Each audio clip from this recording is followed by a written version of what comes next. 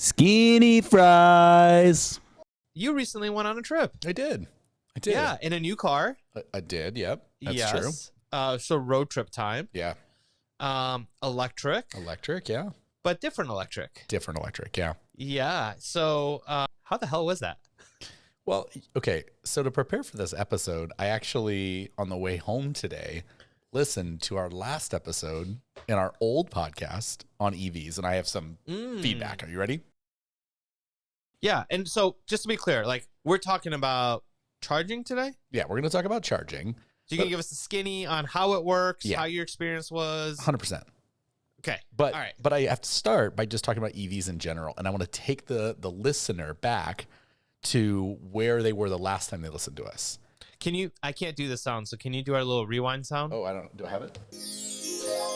We've gone off the rails here.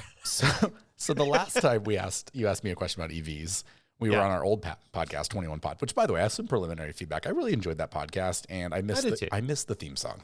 It's still there. I think we could just reuse the theme song. I don't think anyone would care. I don't think we can do that. It's a good theme song. Do you just not like your voice? It's just a good theme song. Do you want me to remix your voice into a song? No, I just like that theme song. It was good. I found myself doing the dance that I always did. It was great. I appreciate that. Also, the format was good. I liked you were like interviewing me, asking questions. It was great. So the reason you were asking me questions at the time was you drove a gas car. I did. And I drove an EV at the time, a Model 3. So it was 2 cars ago. And that was my Because you get cars all the time. Yeah. That was my second EV, third if you include Lindsay's, right? Yeah. And you wanted to better understand EVs. What was interesting is, so it was the first day you had left your house since the pandemic started. And you particularly noted that gas was $1.79 a gallon for premium at the Costco by your house in Alabama. And I said, I don't know what gas costs because I haven't put gas in a car in 5 years. Funny thing is, I have no idea what gas costs now. Right. Well, what's interesting is, and now you have such a great acumen around electric cars because you own one, but you didn't then. So I remember you asking me, like, I was telling you about charging, and you said, oh, wait a minute, they're different? Like a Tesla supercharger is different than a non-Tesla supercharger? And I had to explain the different connector types and stuff. So we're starting from a much better intellectual position this time than that time. Right? Better intellectually, maybe a worse experience. Yeah, exactly. So to rehash for the listeners where we were in that story, I had a BMW i3, which was a little tiny. It was cute. It's cute. I love that car. Yeah. It's like short and it's tall and it's kind of chubby. It's like me. It's wonderful and I really enjoyed it. And then, but the range was 120 miles and it was like a legit 100 miles in reality. Yeah. And it was a great commuter car. I had it for 3 years. And then I switched to a Model 3 because it was a great price. I stole that car. I mean, I got it, I think, for $32,000. And then I sold it for like 38. It was a pretty good win. I went from a Model 3 to a Tesla Model Y, and then now back to a BMW to an i4. And ironically, at the end of the second episode, we talk about why. And it is me explaining and you agreeing that we both are going to drive Teslas for a while. But one day, BMW and Audi and Volkswagen, all these other companies are going to make nice cars that happen to be electric, and then we're going to go back.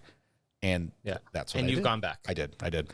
So I went back to BMW. I went back to a car that I love driving and love the feel of. But the other side of that podcast is we talked about what you would lose if you went from a non-Tesla car when it came to the supercharger network. And I got to experience that just 2 weeks ago. And that's what I was going to talk about. Is that okay with you? Yeah, absolutely. I would give me the highs and the lows. Okay. Well, let's start with the highs. Hopefully there's both. Yeah, there's both. Let's start with the highs. Yeah, so that's a good place to start. Now, we're going to talk about bias first because here is my bias. And I said that in that podcast originally. I don't like Tesla much. Like, I owned 3 of them, but it's not a brand I really like. And I think in that podcast, I spoke about the difference between being a fan and a fanboy. And for me, Tesla is a good company that made a good car that is owned and operated by a terrible human being. And I just didn't love being a user of their product. I think people have them. They should have them. They're great in lots of ways, but I didn't love them. So sorry, real quick. I know your statement's going to offend a lot of people that are listening. Yeah. We're sorry. This isn't a bash Tesla thing. It's just our personal opinions. I'm sure for the fanboys out there, you love them. Yeah. Good for you. Great. This isn't a personal thing. Yeah. Yeah. You know what? You're Apple and Android. You're allowed to have your choices, right? That's right. So for me, the thing that I said is one day when I leave Tesla, I'm going to miss the supercharger network. And it's a very simple math equation when it comes to that, which is, my new car comes with Electrify America, which is a company that's kind of funded by the government, but kind of not. Like, they're their own company, but they definitely have a lot of... And Volkswagen. Yeah. Yeah. And they have 3,503 fast chargers in 806 stations. So wait, did you do like statistical research? Yeah, I did for you. Okay. Are you happy? Okay. How thrilled are you? Rubbing right off on you, man. So 3,500. So remember that 3,500, Yeah. right? The comp on that, and that's in the US, is that Tesla has 20,000 level 3 charging a couple ports. Just a few more. Yeah. And the difference is, as I said, 806 stations. So location wise, they're spread out more. So the Electrify America, there's a lot of spaces where there's a couple of them where, when you go to charge a Tesla, typically you'll have 15, 20 different chargers at that charging station. So me and my family took a trip to Orange County, and I talked about that in the previous episode. That trip is 350 miles away, and I'm doing it in a car with a rated range of 257 miles. So by like simple math, if you were just thinking about a gas car, you're going to need to charge once, right? Like that's the kind of generic version of this. Well, one of the initial discoveries and the difference between the two cars was on the surface right away, which is when a Tesla tells you it has 300 miles, it probably means 250. Facts. When a BMW says 250, it probably means 260. So it's a really interesting difference. They do their EPA ratings differently. And again, I know that sounds divisive to the Tesla, but it is from actual real world experience that's how that goes. And the BMW surprised me in that way of actually doing better. So when I do the Tesla trip to Orange County, I do the trip the same way every time. In the Model Y, it had about 307 miles of range. So I would leave my house and stop in Quartzsite, Arizona. Little tiny town. There's only a couple things in Quartzsite. There's a Tesla charging station, a Love's gas station, and a McDonald's. That's about it. Yeah. And so I would stop at the Tesla charging station, which in that initial podcast I told you was terrible because they only had 8 chargers. But they've redone it, and there's about 30 now. And so it's a level 3 supercharger. So it's their version 3. It's very, very fast, 250 kilowatts at all times. And I would typically charge there for about 20 minutes. Okay. Then back in the car on the way. And then it becomes a question of, do I want to get in town with none, which means don't stop again? Or do I have some stuff to do when I get in town and don't have time? So in which case I'll do a second charge, usually at Cabazon, which is, almost to Orange County. It's pretty close, and it's a very fast charger. They've got a new one that just opened. It's really, really great. So I was a little nervous with this other car because I don't know what it's going to look like. So did the mapping, open up the same app, you pull up the Electrify America, and turns out it's the same stops. It's Quartzsite and Cabazon. And interestingly, even though the car has less range, it basically says about the same amount of charging time. And I think that has to do with it having a little bit more range than it says, and the other car having a little bit less. They kind of come out to the same, right? Sure. So the first stop for me was in Quartzsite, and it's at a Love's gas station. Now there's an upside and a downside here. The upside to being at a gas station is you can walk inside and get a Red Bull. You can go to the bathroom, right? There's a nicety to that. The downside is everything you feel about gas stations when you walk in and you're like, this is where children get abducted. I think that's going to happen here. So there's a little trade-off sometimes when you're at one of those gas stations. So I stopped at the Love's and I plugged in, and the first charger I plugged into, now remember, there's only 4. One of them's a 50 watt. 2 of them are 150 kilowatts. And the fourth one is 250, right? So I plug in to the 150 and it says, doesn't work. That's a good sound effect. Okay, on to the second one. So there's a person there. They're very kind. Move over to the second one. And it is rated at 150, but I found myself getting about 67 kilowatts.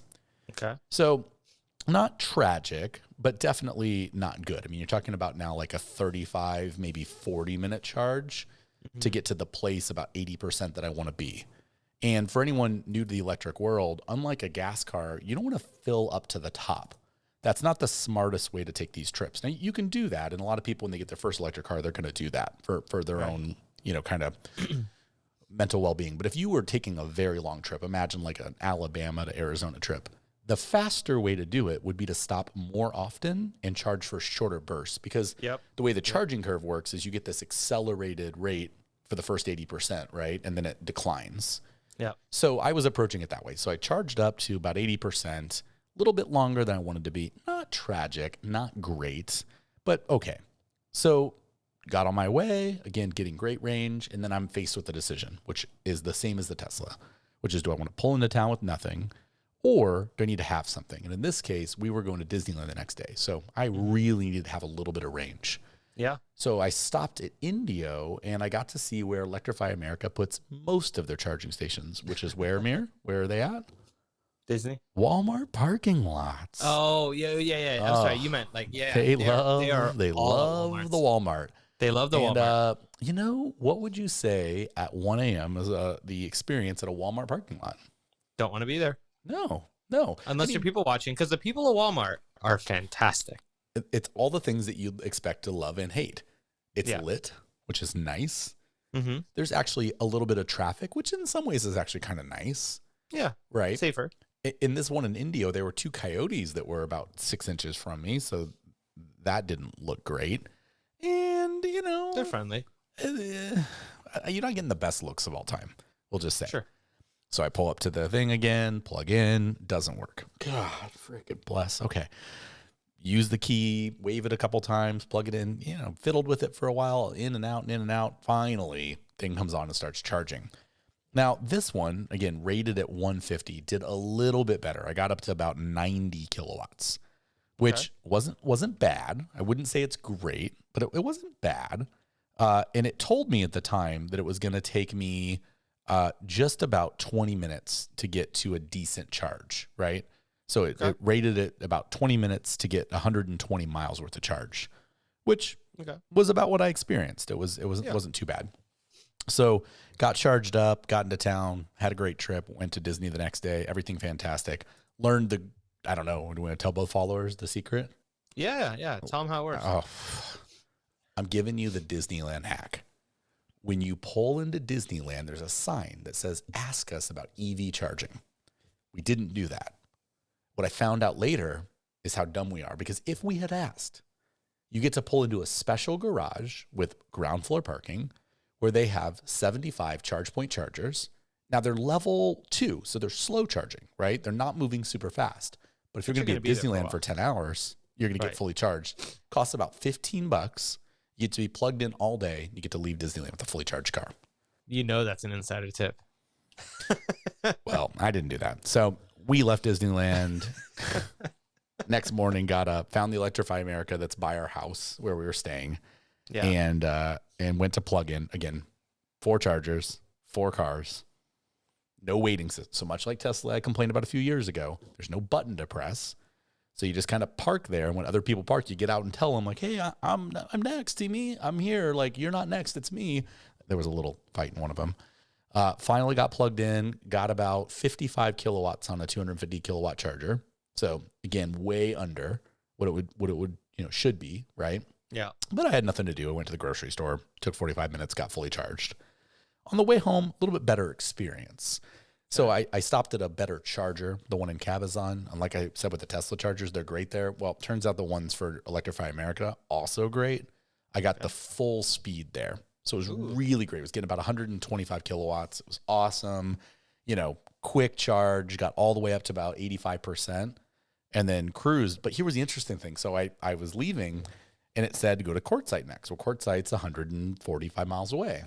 And I had 167 miles of range. Okay.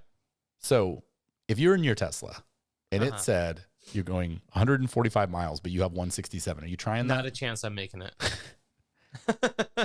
Well, when I you know what would happen is about halfway there, I'd get a message that says turn off the AC, right? Turn off the radio, don't go over 55, yeah, and pray it's downhill. So what's interesting is I drove 72, so I wasn't going crazy fast. I wasn't going 80, It's pretty fast for you. but it's fine. Yeah. I ran all things at normal, normal air conditioning. The kids had their devices plugged in, nothing weird. Mm-hmm. And I pulled into Quartzsite with exactly 22 miles. It got it on the nose. That's Pulled impressive. into the Loves. There was no one there at the time. Okay. Plugged in, just like the way out. I did okay. I got 73 kilowatts. So not what I'm hoping for, but enough. Consistent. Charged for about 30 minutes. And then on my way, got home. Was decently low by the time I got home, but nothing bad, right? And then plugged into the wall charger. So all this is to say, this is what I've learned. Tesla supercharger network is more robust and more reliable in almost every way. Okay. There are more of them, they are better placed, and they are insanely consistent. Every time that I've been to a charger in the last 3 years, I've gotten the full 250 kilowatts at every time. It always feels great. It's rapid, feels awesome, and it's simple. You plug in, you charge, you drive away, they bill you, life's good, right? Okay. The non-Tesla system, this other network that we're working on, this federated network, we'll call it, as it reminds me of Mastodon for chargers. Yeah. It works. It's like gas stations. There's some good ones. There's some bad ones. There's some ones that you really don't want to be at, and there's some ones that are perfectly great. Mm-hmm. And there's enough of them to do the job, and no one should be worried about that. But if you're into road trips all the time, that's not the car I'm going to recommend. Like, I'm not going to recommend you have to go for that. Now, there are a few brands that get in the crazy 400 and 500 mile. That's a whole different thing. But for the normies out there buying the 250 mile, 300 mile ranges, that system's good enough, but it's not incredible and it's not amazing. But I do want to reiterate something from the first podcast, which is if you're out there thinking, well, I've got an ICE car, right? Mm-hmm. Like I'm not sure I want to get an electric car. The 3 times a year that I'm going to drive to California or Vegas, and I'm going to have to wait an extra 45 minutes to get there, they're annoying. They're annoying when you're going to Disneyland the next morning. It's not the best. But 362 days out of the year, EVs are the way to be.